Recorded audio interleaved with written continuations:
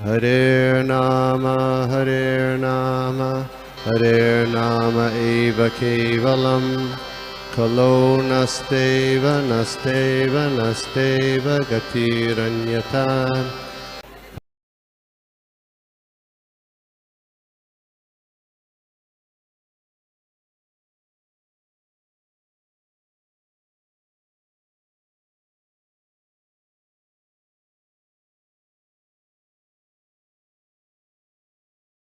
हरे कृष्णा। आप सभी भक्तों को दंडवत प्रणाम और आप सभी का बहुत बहुत धन्यवाद। आप सभी की कृपा से मुझे बार बार श्रीमद् भागवतम का अध्ययन करने का अवसर मिल रहा है, तो all glories to all of you. निगमकल्पतरोर्गलितं फलं सुखमुखादमृत द्रव संयुतं पिबत भागवतं रसमालयं मुहुरहो रसिका भुवि भावुका। नारायणं नमस्कृत्यं नरं चैव नरोत्तमं देवीं सरस्वतीं व्यासं ततो जयमुदीरयेत्। नष्टप्रायेषु अभद्रेषु नित्यं भागवत सेवया भगवती उत्तम श्लोके भक्तिर्भवती नैष्ठिकी। ओम नमो भगवते वासुदेवाय। ओम नमो भगवते वासुदेवाय। ओम नमो भगवते वासुदेव। मुखं करोति वाचालं पङ्गुलङ्घयते गिरिं यत्कृपातमहं वन्दे श्रीगुरुं दीनतारिणं परमानन्दमाधवं श्रीचैतन्य ईश्वरम्।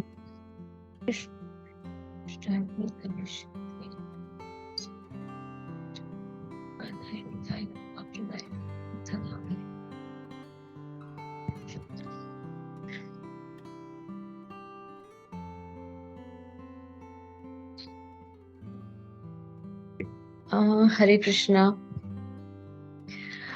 आज का जो श्लोक है वह है स्कंद 2 अध्याय 10 और श्लोक संख्या है 43।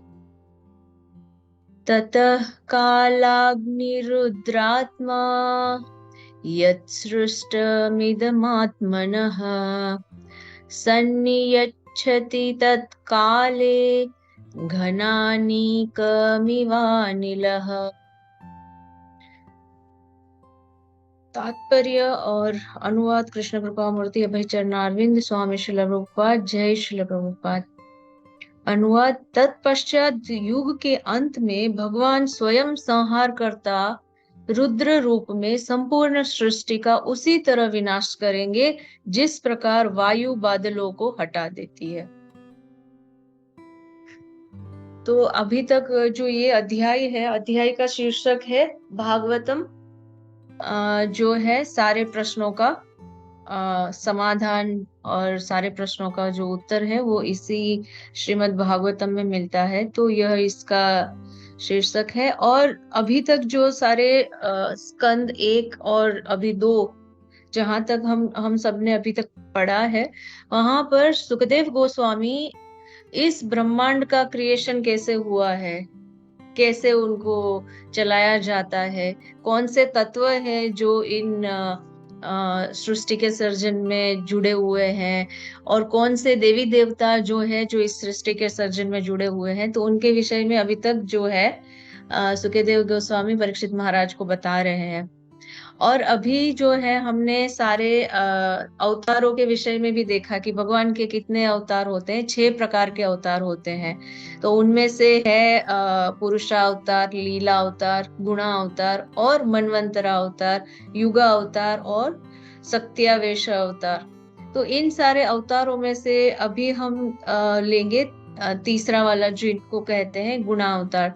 तो गुणा अवतार में जो भगवान है कैसे रहते हैं कि भगवान शिव के रूप में अर्थात भगवान शिव सॉरी क्षमा चाहते हैं, भगवान ब्रह्मा जी के रूप में रजोगुण में रहकर सारी सृष्टि का सर्जन करते हैं।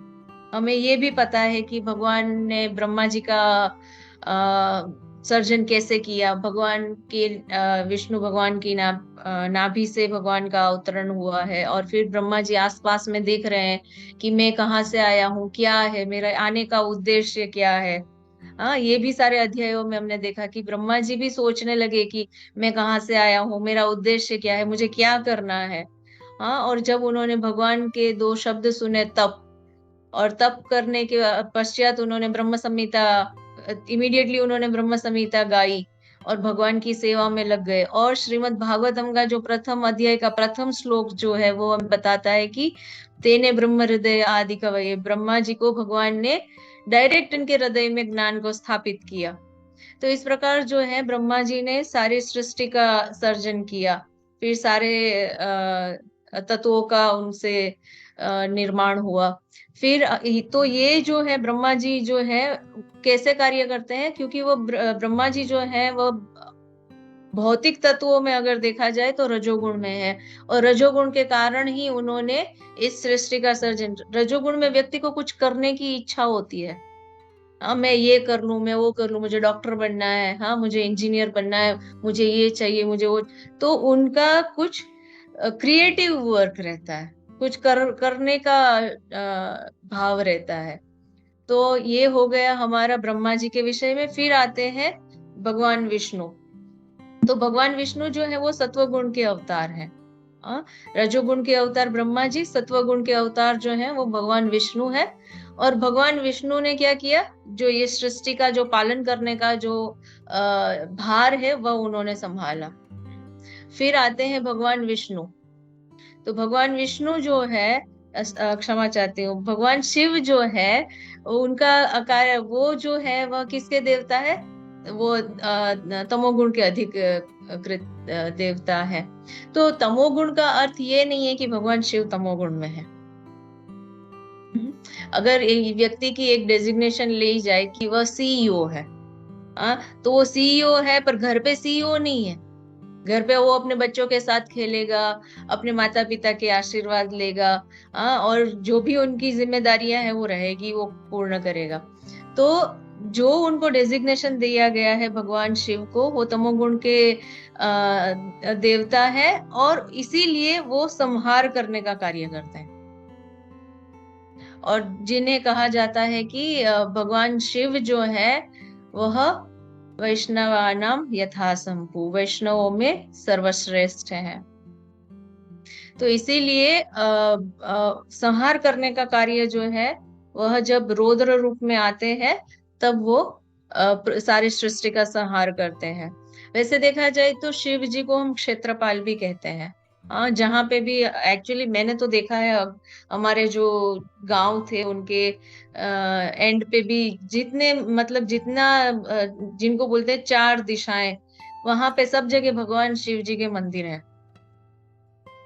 वैसे अगर हमने ये वृंदावन और मथुरा की बात करें तो वहां पे भी गोपेश्वर महादेव और विभिन्न प्रकार के नाम हैं जिनको जिनको मैं याद नहीं कर पा रही हूँ, पर ऐसे भगवान शिव के मंदिर हैं जहाँ पे वो क्षेत्रपाल का काम करते हैं। तो ये जो है सारे देवी देवताओं की बात यहाँ पे चल रही है, और भौतिक गुणों की बात चल रही है, रजोगुण तमोगुण और सत्वगुण की बात चल रही है। हाँ, पर तो फिर इसमें भगवान कृष्ण का क्या रोल है, हम सोच सकते हैं कि भगवान कृष्ण क्या है। एते चांस कला पुंसः कृष्णास्तु भगवान स्वयं इंद्रारि व्याकुलम लोकम हृदयन्ति युगे युगे। परंतु भगवान श्री कृष्ण जो है वह पूर्ण पुरुषोत्तम भगवान है। और सभी विभिन्न लोकों में कहा गया है, इस श्लोक का अर्थ यह है कि भगवान जो है पूर्ण अंश या पूर्णांश कहलाए गए हैं।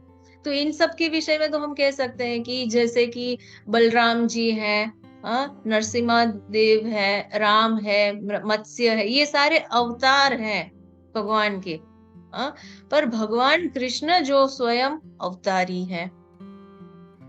और इसको क्या कहा गया था, एते चांस कला पुंस। तो ये ही जो है पूर्ण अंश है, पूर्ण अंश है, ये पूर्ण या पूर्णांश है। और ये है कृष्णास्तु भगवान स्वयं। ये है श्रीमद् भागवतम के आई थिंक पहले अध्याय और तीसरे पहला स्कंद 3रा अध्याय और 28वां श्लोक है शायद ये। तो भगवान को यहाँ पर अवतारी कहा गया है। और जब हम देखते हैं ये श्लोक के अनुवाद में ही क्या कहा गया है कि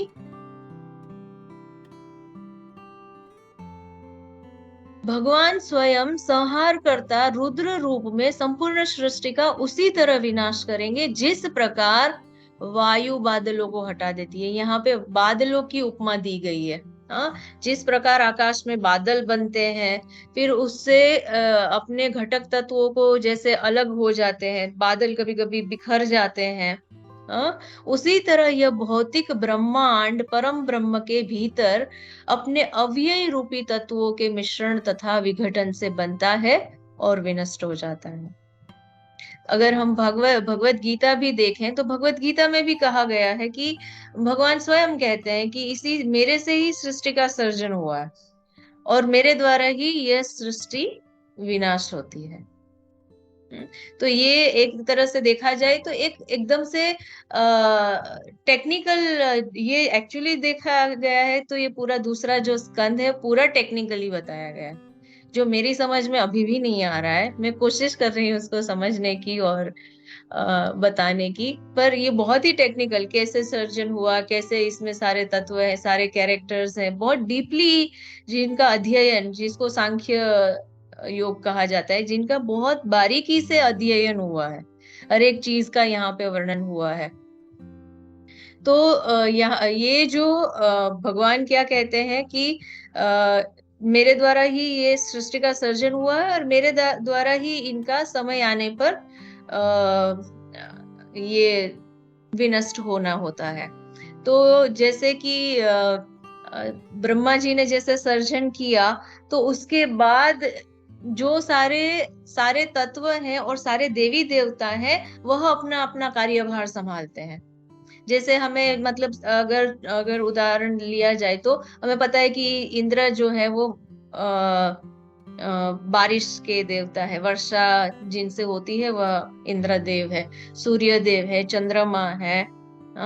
तो ये सारे देवी देवता जो है वह अपना कार्य करते हैं और यह जो भौतिक सृष्टि का जो सर्जन हुआ है भगवान से, ये भी कैसे कहा गया है कि ये जो भौतिक सृष्टि जो है वह भी मेरे द्वारा रची गई है। भगवत गीता के 7वें अध्याय में 4थे और 5वें श्लोक में भगवान ने अपनी शक्तियों के विषय में बताया कि ये मेरी पराशक्ति है और ये मेरी अपराशक्ति है।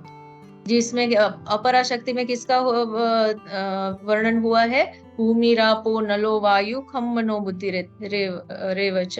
तो 5 तत्व जो है जिनको पंचभूत कहते हैं, उन्हीं से इनका सृष्टि का सर्जन हुआ है। तो पिता कौन हुए? भगवान श्री कृष्ण, राइट। और फिर क्या होता है 15वें अध्याय के 7वें श्लोक में भगवान क्या कहते हैं कि ममे वांशो जीवलोके, तो हम जो है वो भगवान के अंश है। कहने का अर्थ यह है कि कोई भी जीव जो है वह स्वतंत्र नहीं, इस भौतिक जगत में कोई भी जीव स्वतंत्र नहीं है। और ये स्वतंत्र नहीं है, फिर भी हमारे अंदर कौन सी लालसाएं रहती है? मैं इस घर का मालिक हूँ, मेरे पास इतनी गाड़ियां हैं, मेरे पास इतनी प्रॉपर्टी है, मेरा मेरा मेरा मेरा सब जगह। हालांकि यह जो है गर्भोदक्षाई विष्णु और कारणोदक्षाई विष्णु के रोम रोम से, जैसे राई के दाने होते हैं ना, उस प्रकार से इतने सारी सृष्टियां जो है, ब्रह्मांड जो है वो निकलते हैं। उस ब्रह्मांड में कोई एक ब्रह्मांड, उस एक ब्रह्मांड में गर्भोदक्षाई विष्णु, उस गर्भोदक्षाई विष्णु की नाभि से ब्रह्मा जी का सर्जन होता है, उस ब्रह्मा जी से 14 लोक का सर्जन होता है। उस 14 लोक में एक जो है यह पृथ्वी लोक है, जिनको कहा जाता है मृत्यु लोक, राइट। उस मृत्यु लोक में भी मतलब ये पूरा ये सारे तत्व हैं, उनमें से कोई गांव है, उस गांव या उस देश में, उस देश के किसी भी एक जगह पे हम हैं। तो वो मस्टर्ड सीड्स जितना ब्रह्मांड है उसमें भी हम बहुत, अगर देखे जाए तो उससे भी छोटे हम हैं, और हमारा ईगो जो है वह पूरा पूरा जो है उनके ऊपर प्रभुत्व जताने का है इस सृष्टि पे। इस धरा पर हम अपना अस्तित्व जमाना चाहते हैं और एक भ्रम में रहते हैं। आगे जाके जब हम इस प्रलय की बात करेंगे कि इस किस प्रकार के प्रलय होते हैं, तो यह जो प्रलय की बात हुई है यहाँ पर, तो प्रलय जो है 12वें स्कंद के आई थिंक चौथे अध्याय में अगर पढ़ेंगे आप, चौथा जो अध्याय है 12वें स्कंद का, वहां पे पूरा वर्णन दिया गया है। मतलब सारे के सारे जो श्लोक है वो वही वर्णन करते हैं कि किस प्रकार से प्रलय होता है। तो इसमें से हम थोड़ा सा अगर लें तो यहाँ पर बताया गया है कि 4 प्रकार के, अर्थात स्थायी प्रलय, नैमित्तिक प्रलय, प्राकृतिक प्रलय तथा आत्यंतिक प्रलय। और इस भौतिक चक्र में रोकने का मात्र जो एक साधन यहाँ पे बताया गया है वह है हरि नाम। तो अब यहाँ पर हम देखेंगे 4 प्रकार के जो प्रलय हैं, उनमें से बताया गया है कि चारों युगों के 1000 चक्र ब्रह्मा जी के एक दिन के तुल्य होते हैं और ब्रह्मा जी का प्रत्येक दिन एक कल्प कहलाता है, और जिसमें 14 मनु अर्थात मनवंतर निहित रहते हैं, और ब्रह्मा जी की रात की अवधि भी यही है। तो हमने भगवत गीता में भी अगर चौथे अध्याय में अगर देखा जाए तो वहां पर भी यही वर्णन हुआ है कि ब्रह्मा जी के जो एक दिन की अवधि है उसी में चारों युग हो जाते हैं। ये एक कल्प की यहाँ पे बात की गई है। तो ब्रह्मा जी के चारों, क्षमा चाहती हूँ, एक ही दिन में चारों युग का समय आ जाता है, और उस प्रत्येक युग में भगवान अवतरित होते हैं, और प्रत्येक युग में और प्रत्येक स्थान पर भगवान अपनी लीलाएं जारी रखते हैं। तो ऐसे ब्रह्मा जी जो है वह 100 वर्ष की उनकी आयु होती है।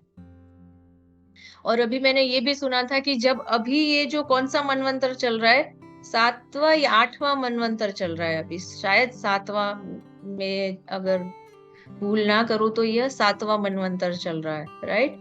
और रात इसी प्रकार, जिस प्रकार से दिन होता है उसी प्रकार से रात्रि भी होती है ब्रह्मा जी की।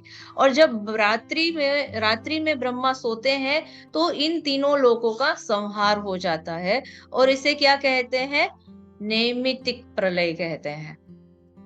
जब ब्रह्मा जी की आयु 100 वर्ष समाप्त होते हैं तो प्राकृतिक प्रलय होता है, या जिनको भौतिक प्रलय भी कहा जाता है। उस भौतिक प्रलय, उस समय भौतिक प्रकृति के महत इत्यादि 7 तत्व तथा इनसे बनना समूचा ब्रह्मांड विनष्ट हो जाता है। तो इस प्रकार जो है इनको जो कहा गया है प्राकृतिक प्रलय कहा गया है। और जब मनुष्य को ब्रह्म का ज्ञान प्राप्त हो जाता है तो वास्तव में समझ में आता है कि वह जीव जो है किससे जुड़ा हुआ है। वह संपूर्ण ब्रह्मांड को ब्रह्म से विलग कर असत्य, मतलब अपने आप को जो ब्रह्मांड का जो भाग मानता है, ब्रह्मांड का एक हिस्सा मानता है। और फिर क्या हो जाता है, जो हम तीसरे अध्याय का, भगवत गीता के तीसरे अध्याय का क्या श्लोक है, ये अहंकार मितियम में, क्षमा, नहीं वो श्लोक जो है ना, अहंकार विमूढ़ात्मा कर्ता हम इति मन्यते। तो व्यक्ति जो है वो अपने आप को इनका समझ बैठता है कि यह मेरे द्वारा सर्जन हुआ है, और वही अपने आप, वही अहंकार में वह रहता है। और इसे क्या कहते हैं, आत्यंतिक प्रलय। अंतिम प्रलय जो है वह मोक्ष कहलाता है। और हर क्षण काल का अदृश्य रूप जो है, उनसे सारे जीव और पदार्थ जो है वह अपने अपने रूपों में रूपांतरित होते रहते हैं। तो भगवान को यहाँ पे काल भी कहा गया है, कालोस्मि। भगवान ने 11वें अध्याय में ही कहा है अर्जुन को कि कालोस्मि, मैं ही काल हूँ। तो अर्थात क्या है कि मेरे द्वारा ही प्रलय होता है। और जो वर्ड हम बोलते हैं ना कि भगवान की इच्छा के बगैर एक पत्ता भी नहीं हिलता, तो ये वही बात है, भगवान से ही सब कुछ चलता है। पूरा जो ब्रह्मांड जो है वह भगवान की ही इच्छा के अनुसार चलता है।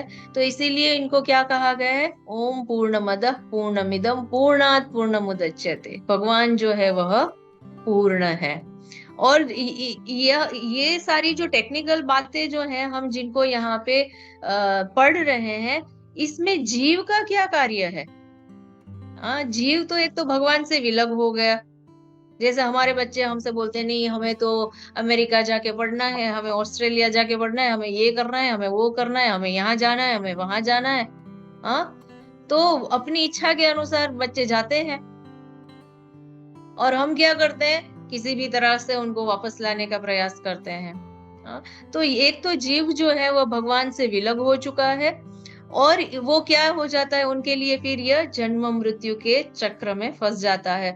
आता है, फिर प्रलय के समय वापस चला जाता है। तो यहाँ पे क्या कहा गया है कि इस रूपांतर की क्रिया से जीव निरंतर जन्म तथा मृत्यु के स्थायी प्रलय को प्राप्त करता है। जिन्हें सूक्ष्म दृष्टि प्राप्त है, उनका कहना है कि ब्रह्मा समेत सारे प्राणी सदैव जन्म लेते हैं तथा विनष्ट हो जाते हैं और भवसागर को पार करने के लिए असंभव हो जाते हैं, क्योंकि हम ये प्रकृति के गुणों में फंस जाते हैं। और सभी माया में फंस जाते हैं। भगवान ने ये भी कहा, देवी येषाम गुणमयी मम माया दुरत्यया। तो जब भौतिक संसार में जब आते हैं तो हम फंस जाते हैं, और फिर कैसे हम इससे बाहर निकल सकते हैं? किसकी कृपा से बाहर निकल सकते हैं? गुरु की कृपा से बाहर निकल सकते हैं।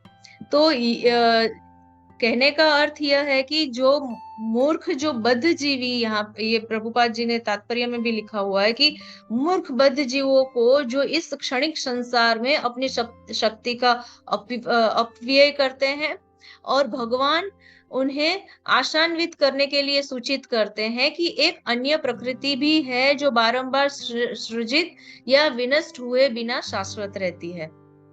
हमने अभी पहले के लेक्चर में भी हमने बताया था कि हमें बहुत इच्छा होती है कि हम यहाँ से स्विट्जरलैंड जाएं घूमने के लिए, कि कैसा है वहां का दृश्य, नजारा जो है हमें वो देखना है। पर हम अगर चाहें तो हम इस प्रकृति को भी भगवान के अंश के रूप में देख सकते हैं, ना कि हमारे एंजॉयमेंट के लिए। हम अपनी आंखों को संतुष्ट करते हैं, हम अपनी इंद्रियों को संतुष्ट करते हैं वहां पर जाके। तो हमें हमें ये सोचना चाहिए कि ये स्विट्जरलैंड इतना सुंदर है, तो सोचो कि भगवान का जो आध्यात्मिक जगत है, जो कभी विनष्ट नहीं होने वाला, वो कितना सुंदर होगा। और हमें उस जगत में वापस जाने की इच्छा करनी चाहिए, लालसा रखनी चाहिए, क्योंकि वही हमारा परमानेंट प्लेस है। ये जगत, भौतिक जगत तो जो ये है वो तो परमानेंट है। हालांकि मायावादी कहते हैं कि पृथ्वी अर्थात ये जो भौतिक जगत है वह मिथ्या है। मिथ्या नहीं है, प्रभुपाद जी ने उनका पूरा खंडन किया है। ये भौतिक जगत बिल्कुल मिथ्या नहीं है। ये रेप्लिका है। जैसे अगर हम एग्जांपल दिया जाए तो हम कह सकते हैं कि गांधी जी, गांधी जी तो थे पहले, हम उनको ऐसे, उनका नाम सुनकर उनको ऐसे मिथ्या नहीं कह सकते। तो यह भौतिक जगत बिल्कुल मिथ्या नहीं है, पर परमानेंट नहीं है। क्षमा चाहती हूँ, टेम्परेरी है, परमानेंट नहीं है। तो इस बद्ध जीव को यह समझना चाहिए कि वह क्या करे, अपनी सारी शक्ति जो है उनका सदुपयोग करके भगवत धाम वापस जाए। यहाँ पर यह भी बताया गया है कि भगवान की परम इच्छा से जब यह सृष्टि जब विनष्ट होने वाली होती है, तो वह सारी शक्तियां भी जो है सबकी, वो भी विनष्ट हो जाएगी। और यह भगवत जीव, बद्ध जो जीव है, वो भगवत धाम जाने के लिए यदि भक्ति में लगा रहेगा तो वह भी शाश्वत हो जाएगा। तो हमें डिसाइड करना है कि हमें इस भौतिक जगत, इस भौतिक प्रकृति का उपयोग करके भगवत धाम वापस जाना है, कि यह जो जन्म मृत्यु का जो चक्रव्यूह है उनमें वापस आते रहना है। हम यही सोचते हैं कि भगवान ने हमें इतना दिया है, ये जन्म दिया, तो क्यों ना हम एंजॉय कर लें, सारी चीजों का अनुभव होना चाहिए ना। पर हमें यह नहीं पता कि यह अनुभव करते करते कब हम इनमें फंस जाएंगे। हम लोग तो आए थे दुबई यहाँ पर कि कुछ सालों तक यहाँ पे काम करेंगे, थोड़े पैसे कमाएंगे और अपने घर वापस लौट जाएंगे।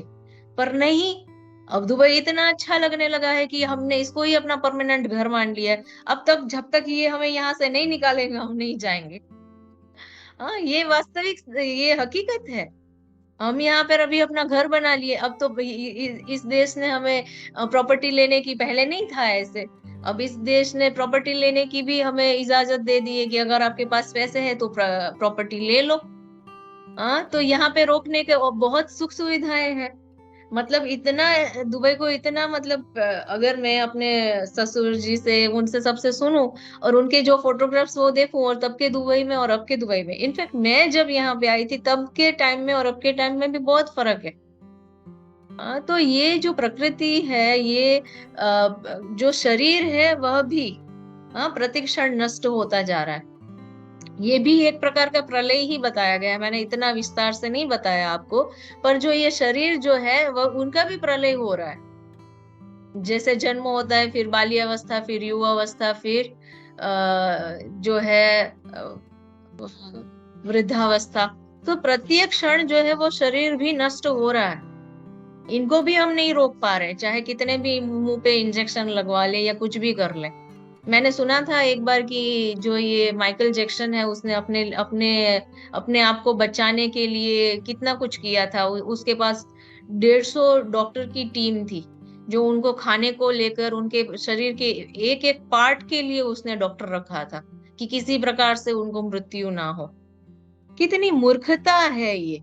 मूर्खता नहीं है, ये माया में फंस चुके हैं, जिनको सही ज्ञान ही नहीं है कि हम ओरिजिनली, हमारी आइडेंटिटी क्या है। हमारी ओरिजिनल आइडेंटिटी है अ, कृष्णेर नित्य दास। भगवान कृष्ण के हम नित्य दास हैं। तो इसी के साथ जो आज का जो श्लोक है उनको हम यहीं पे विराम देते हैं। इसमें बहुत कुछ डिटेल में बताया गया है जो मैं कवर अप नहीं कर पाई हूँ। आपके पास भी अगर कुछ पॉइंट ऐड करने के लिए हो, और जो मेरी कहीं पे त्रुटि हो, तो उनको भी आप सुधार कर बताएं, ताकि मैं भी इसको अच्छे से समझ पाऊं। हरे कृष्णा।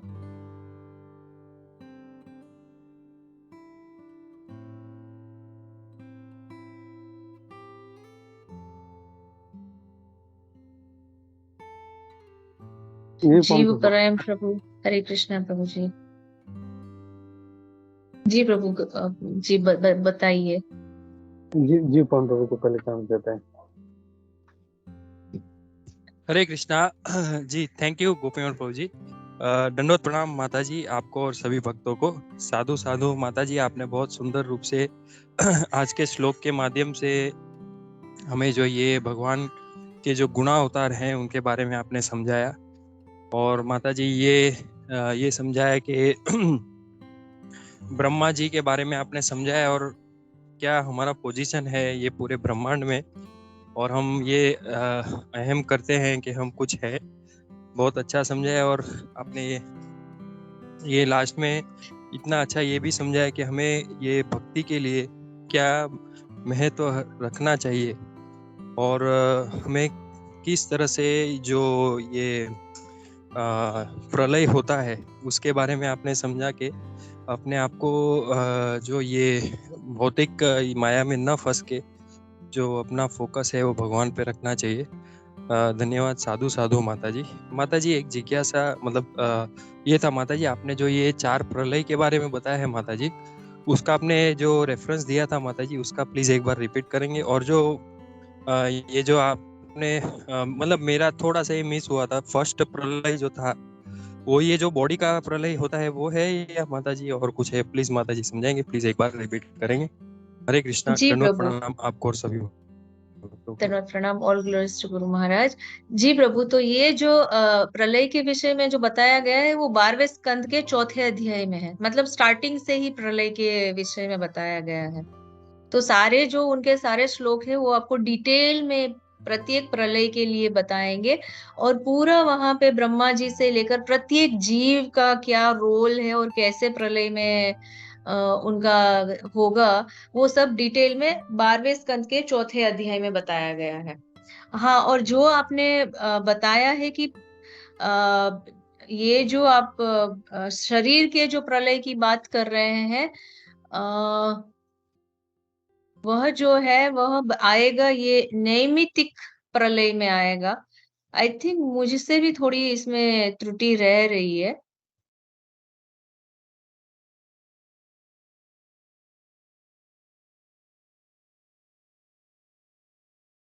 आत्यंतिक प्रलय अथवा तो नैमित्तिक प्रलय में आएगा शायद।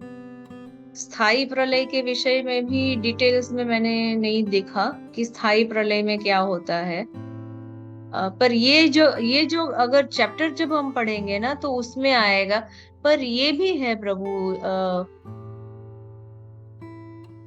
नैमित्तिक या प्राकृतिक प्रलय में तो नहीं आएगा। प्राकृतिक प्रलय में पूरी जो सृष्टि है वो जो एक नियमित रूप से, जैसे कि ब्रह्मा जी के 100 साल पूरे होते हैं, उनके बाद उनकी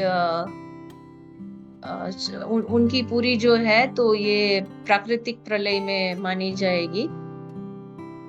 और नैमित्तिक या स्थायी प्रलय में हो सकता है प्रभु। वो मैंने जस्ट ऐसे ऊपर से ही सारा पॉइंट्स वो देखा था, मैंने इसको ध्यान से नहीं देखा कि उसको क्या कहलाते हैं वो। ये आएगा आत्यंतिक प्रलय में आएगा। शरीर का जो है वह आत्यंतिक प्रलय में आएगा। हर क्षण काल अदृश्य रूप से समस्त उत्पन्न जीवों के शरीर को तथा पदार्थ के अन्य सारे रूपों को रूपांतरित कर देता है। आत्यंतिक प्रलय में है प्रभु ये। क्षमा चाहती हूँ, मैं खुद कंफ्यूज हो गई। तो ये आएगा आत्यंतिक प्रलय में, जिनका क्या है कि जीव जो है गर्भ में आता है और फिर उनका विकास होता है, फिर उनका जन्म होता है, फिर शरीर जैसे बताया गया है इस प्रकार से शरीर भी प्रतिक्षण नष्ट होता रहता है। और जो नष्ट हो रहा है उनके पीछे भी हम इतना समय व्यतीत करते हैं। हालांकि करना चाहिए क्योंकि ये भी भगवान का दिया हुआ है, पर जो ये उसके लिए है जो व्यक्ति पूरा इस शरीर को बचाने में लग गए हैं, ना कि भगवत धाम इस आत्मा को वापस ले जाने के लिए। आई होप मैंने इतना कंफ्यूजन ना किया और पॉइंट कवर अप हुआ हो यहाँ पर। हरे कृष्णा माता जी, थैंक यू माता जी। माता जी मेरा बीच में थोड़ा सा नेटवर्क के ये चला गया था, तो माता जी एक बार थोड़ा सा ये समरी में थोड़ा सा प्लीज रिपीट कर सकते हैं वापस, जैसे वो श्लोक नंबर। अरे वापस गया नेटवर्क। मैं शेयर कर दूंगा ग्रुप में। जी प्रभु, ये ना पूरा एक डाल दीजिएगा आप। इसके 12वें स्कंद का 4था अध्याय है, तो पूरा वो इसी को कवर कर रहा है। एटलीस्ट इसका जो इंट्रोडक्शन है ना, जो ये अध्याय का इंट्रोडक्शन है, उसी में से मैंने ये पढ़ा और लिया है। चैप्टर समरी में है। हाँ, समरी में है, चैप्टर समरी में है। एक है नैमित्तिक, है प्राकृतिक, एक है आत्यंतिक और एक है नित्य।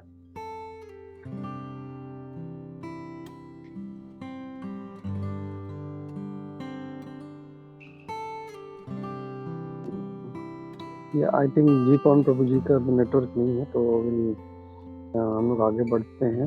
तो थैंक यू माता जी, बहुत अच्छे से आपने इसका श्लोक कवर किया। और जैसे शिव जी जो है मतलब भगवान ही, उनके द्वारा ये जो संहार है वो करवाते हैं। और जैसे जो है ये आपने पूरा स्टार्ट से मतलब कैसे ब्रह्मा जी सृजन करते हैं, भगवान विष्णु पालन करते हैं, तो ये सारा जो कार्य है ये भगवान के द्वारा ही हो रहा है। तो वेरी नाइसली, बहुत अच्छा श्लोक था माता जी, बहुत अच्छे से आपने लिया। एंड एकदम सडन इमीडिएटली लिया, so thank you for that माता जी। और बहुत अच्छे से आपने उसको प्रेजेंट भी किया शॉर्ट टाइम में। थैंक यू माता। हरे कृष्णा। थैंक यू प्रभु। थैंक यू सो मच माता जी, बहुत ही सुंदर क्लास था। माता जी ने एक और अच्छी सेवा की। मुझे लगता है कि आज क्लास में 2-3 लोग थे, वो शायद माता जी की साइड के ही होंगे। कोई हेतल, सोनी और भट्ट भी कोई थे। माता जी तमे माताजी कीधुं तो मैंने। हाँ माताजी दो माता तीन जी, लोग ये हाँ, हमारा क्लास में आवे छे तो मतलब कितनी ये अच्छी और सुंदर बात है कि माता जी क्लास की सेवा तो लेती है लेकिन दूसरी साथ में सेवा करती है कि दूसरे लोगों को बोले ये क्लास के लिए। तो रियली प्राउड ऑफ यू माता जी, थैंक यू सो मच। बहुत सुंदर क्लास था। और जिस तरह से मैंने बताया कि मैंने कल ही सब माता जी को बोला था दोपहर को कि माता जी आप क्लास ले सकते हो, तो माता जी ने बोला यस माता जी। फ्लो का नंबर भी बाद में पूछा था माता जी ने। तो थैंक यू सो मच माता जी। हरे कृष्णा एंड दंडवत प्रणाम। एक जीव हितल पाल प्रभु जी ने जो पूछा है प्रभु जी, वो माता जी रिकॉर्डिंग करके भी भेज सकते हैं कि हम तेरे ग्रुप में डाल दे, ऐसा भी कर सकते हैं ना प्रभु जी। गोपी या मनोहर माता जी, ये प्रभु गोपी मनोहर प्रभु जी जो है ना वो समझ गए हैं। ये 12.4 का इंट्रोडक्शन है, मतलब समरी भी है ये पूरा चैप्टर का। इसमें है वो चारों। गुड। हाँ, तो वही समरी है आई थिंक 2-3 पैराग्राफ का, तो वही यहाँ पे मैंने लिया है। हालांकि इसको समझना बहुत मुश्किल था, मैंने बहुत इस चैप्टर को वो करने की कोशिश की, पर ये मंदबुद्धि जीव है ना, इसमें इतना जल्दी जाएगा नहीं। तो इसको डिटेल से पढ़ना और स्टडी करना पड़ेगा।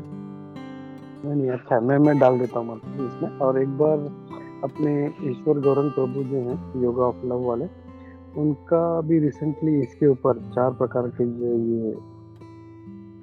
जो संहार है इसके बारे में वीडियो आया था, वो भी मैंने ग्रुप में शेयर किया था रिसेंटली। आई थिंक 15-20 दिन हुआ होगा, तो वो भी अगर मिलता है तो वो भी शेयर करता हूँ। उन्होंने अच्छे से बताया 4 प्रकार के जो ये प्रलय है इनके बारे में बताया, तो वो भी शेयर कर दूंगा। और वो मिलता है तो, और ये भी जो है श्रीमद् भागवतम का समरी में है, ये चौथे अध्याय के 12वें स्कंद के, वो भी शेयर कर दूंगा।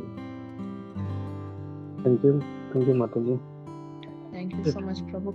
एक्चुअली मैं ये भी बताना चाहती थी क्योंकि कुछ जो है वो इस ग्रुप में नए भी आए हैं, तो अगर मुझे ये बताना था कि ये जो ब्रह्मा जी हैं, शिव जी जो हैं और भगवान विष्णु जो हैं, सभी देवी देव जो सभी भगवान हैं, उनको जो कार्यभार है जो भगवान के द्वारा ही सौंपा गया है। और पहला तो ये कि जीव खुद इच्छा कर रहा था कि वो भौतिक जगत में आए, और उसको स्वामित्व जताने का भी मन हो रहा था। तो ये जो भौतिक जगत है वो हमारे इच्छाओं के अनुसार बनाया गया है। पर फिर भी भगवान का तो कार्य यही रहता है कि ये जीव जो है वो वापस जाए। तो कभी कभी हमें ये भी सारी जो गलती है वो जीव हमारे द्वारा ही की गई है। और इसीलिए सारे जो विभिन्न प्रकार के जो है यहाँ पे रस दिख रहे हैं, जिनको रौद्र, जो भगवान का रौद्र रूप जो है वो भी एक प्रकार का भगवान का रस ही है। और अगर ये विभिन्न रस नहीं होते तो भी व्यक्ति यहाँ पे बोरिंग लगता उनको। अगर देखें हमारी लाइफ अगर एकदम स्मूथली जाने लगे, एक भी प्रॉब्लम ना हो, तो हम बोर हो जाएंगे। अगर किसी का कुछ, इवन भक्ति में भी, अगर भक्ति में भी थोड़ी सी भी कंपटीशन नहीं आती है, जैसे गोपियों के बीच में कंपटीशन रहती थी कि मैं कृष्ण को इससे अच्छे, तो ये अगर कोई भाव और यह जो रस जो है अगर डेवलप नहीं होते और ना हम ऐसे करते तो पूरा बोरिंग हो जाता। तो भगवान ने हमारे लिए तो बहुत ही अच्छे से कार्य किया है, और पर फिर भी हम उसी भ्रम में रहते हैं कि यह जो है भौतिक जगत वास्तविक है, शाश्वत है। तो ये जो जीव जो भूल कर रहा है, उसी के लिए गुरु और ये जो शास्त्र, उनका सहारा लेकर, उनकी सहायता लेकर हमें भगवत धाम वापस जाना है। और जब हम शास्त्र का अध्ययन करते हैं ना, वो भी बहुत ही मधुर रहता है। यहाँ पे भी भगवान की लीलाओं का बहुत वर्णन हुआ है, जिनका आस्वादन करके भी हम अपना जो भाव है वह डेवलप कर सकते हैं। दामोदर की कथा सुन के कोई बोर नहीं होता, हर साल वही कथा सुनी जाती है। और वो भी अगर फ्रेंड सर्कल मान लो कि एक के घर पे, तो दूसरे के घर पे भी ये होगी दामोदर की लीला, वहां पर भी वही सुनेंगे, पर वहां पे भी वही भाव होंगे, वही चोर की बात होगी, कृष्ण चोर है, उन्होंने ये किया है, पर फिर भी आनंद मिलेगा। ठीक है, तो ये था। हरे कृष्णा। किसी को कुछ पॉइंट्स ऐड करने हो या कुछ क्वेश्चन हो, कुछ डाउट हो तो प्लीज, नहीं तो माता जी की भी कोई सेवा होगी तो माता जी भी जा सके। हरे कृष्णा, दंडवत प्रणाम सभी को।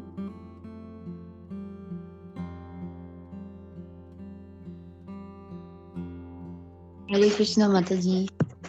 हरे प्रणाम। कृष्णा, प्रणाम। बहुत ही सुंदर था माता जी। माता जी सिर्फ एक ही पॉइंट जैसे आपने अभी सब समझाते हुए बताया कि जैसे अगर कुछ ऐसे रस नहीं होंगे अलग अलग भिन्न प्रकार के, तो हम यहाँ पे मतलब जीव बोर हो जाएगा और फिर कैसे भक्ति कर पाएंगे, कैसे समझ पाएंगे कि क्या रस है वहाँ और यहाँ। तो इसमें ही जैसे आपने जो उदाहरण दिया था कि गोपियां भी भगवान को जब सेवा करनी, तो उनमें भी होता है कि मैं भी इससे अच्छे से भी भगवान को करूं। तो जैसे हम समझते हैं कि जो भी आपने जैसे अभी बताया कि वहाँ का यहाँ पे वही है कि रिफ्लेक्शन है, लेकिन हम ये सुनते हैं ना जैसे कि परवर्टेड रिफ्लेक्शन है।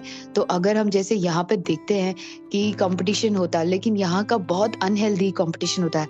एक जगह पे सुना था कि गोपियों में जो कंपटीशन होता है कि ये भी ऐसे कर रहे हैं, भगवान को अच्छे से सर्व कर रहे हैं, मैं भी उससे अच्छे से सर्व करूं, लेकिन वहां पे हेल्दी कंपटीशन होता है, द्वेषी कंपटीशन नहीं कि ये भगवान को जैसे कोई बना रहा केक बना भगवान को बना रहा केक भगवान के लिए कोई गोपी, तो वो सोच रहा था इनकी ये गोपी के जो बनाने की कला है वो भगवान को पसंद आ रही है, तो मैं भी इसी तरीके से इतना ही अच्छा केक बनाऊं कि भगवान को प्रसन्न हो, भगवान प्रसन्न हो, भगवान को खुशी हो।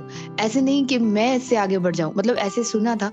तो बस ऐसे ही जस्ट ये एक प्रकार का कि वो एक दूसरे के लिए खुश होते हैं वहां पे कि इनकी सेवा से भगवान प्रसन्न हो रहे हैं। तो मैं भी प्रयास करूं कि इतना अपने आप को सक्षम बनाऊं कि मैं भी इसी तरीके से इतना लायक कर सकूं अपने आप को कि भगवान मेरी भी सेवा से इसी तरीके से मैं कुछ बना पाऊं और प्रसन्न हो। तो यही था ना माता जी। यस माता जी, थैंक यू सो मच। जो आपने अभी बताया, इसको क्लेरिफाई किया, बहुत ही अच्छा किया। जी माता जी, हेल्दी कंपटीशन रहता है और जिनको बोलते हैं शुद्ध भाव रहते हैं। हम तो भौतिक प्रकृति में है यहाँ पर और भौतिक जगत में है, तो हमारे जो भाव है वो 3 गुणों से मतलब नापे जाते हैं और 3 गुणों से मिश्र होते हैं। गोपियों के भाव बहुत ही शुद्ध थे, इसीलिए तो भक्तों में गोपियों का नाम जो है वह बोलते हैं ना पहले आता है, टॉप लिस्ट में है वो। जी माता जी। और यही भाव जो है कहा जाता है ना कि हमें भी इन भक्तों के पद चिन्हों पर चलना है, ना कि हमें उनको वो है उनसे आगे बढ़ने का या उनको उनके साथ कंपैरिजन करने का हमारा कोई अर्थ नहीं है, पर उनके पद चिन्हों पे चलना है।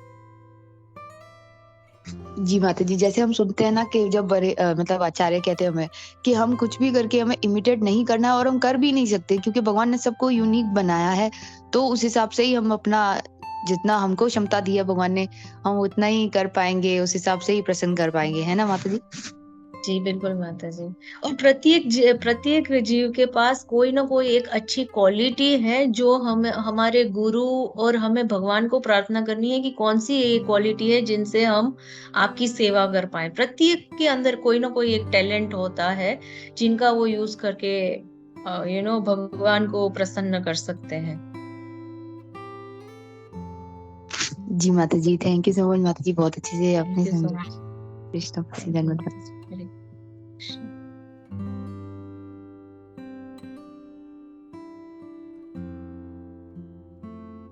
और जब ये प्रभु कह रहे थे ना कि उन्होंने भी एक लेक्चर सुना था, तो मैंने भी लेक्चर कल सुना, वो मायापुर टीवी से ही था, Mayapur TV Hindi. I think एक हफ्ते पहले का अगर लेक्चर देखेंगे, 8-9 दिन पहले का शायद है, तो ये इस पर भी मिल जाएगा, मायापुर टीवी हिंदी पे भी मिल जाएगा, यही लेक्चर है वहां पर। और वहां पर भी इनकी डिटेल से शायद बात हुई है।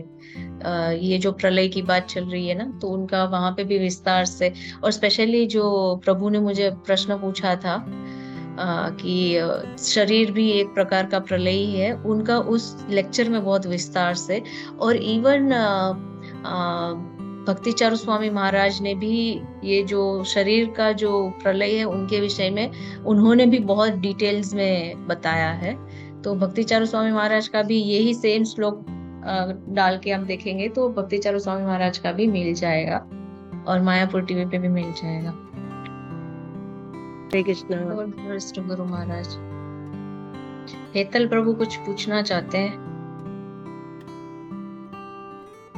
आपका माइक म्यूट है। माइक अनम्यूट करना पड़ेगा। हाँ, हरे कृष्णा माता जी। हाँ, आपने जो बोला कि इंद्रदेव है जो अपने बारिश के देवता है, तो वरुण देव मतलब बेसिकली तो वो है ना जो अपने जल के देवता बारिश के। हाँ, वायु के वरुण वरुण वरुण वरुण देवता। वरुण समुद्र के देवता है। वरुण, हाँ जी प्रभु जी। वरुण जो है वो समुद्र देवता जो है। अच्छा, जल समुद्र जल के, हाँ जल के बोल सकते हैं। हाँ। इंद्र जो है वो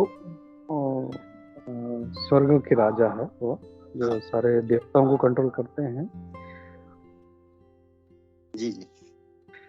और थैंक यू रति रूपिणी माता जी, फिर से एक बार आपने बहुत अच्छा इमीडिएट सेवा लिया और बहुत अच्छे से आपने सेवा किया, तो थैंक यू फॉर दैट। तो हम लोग रुकते हैं यहाँ पे और नरसिंह आरती लेते हैं। हरे कृष्णा माता जी, आप लोग हरे कृष्णा प्रभु। थैंक यू माता। हरे कृष्णा। हरे कृष्णा। अच्छा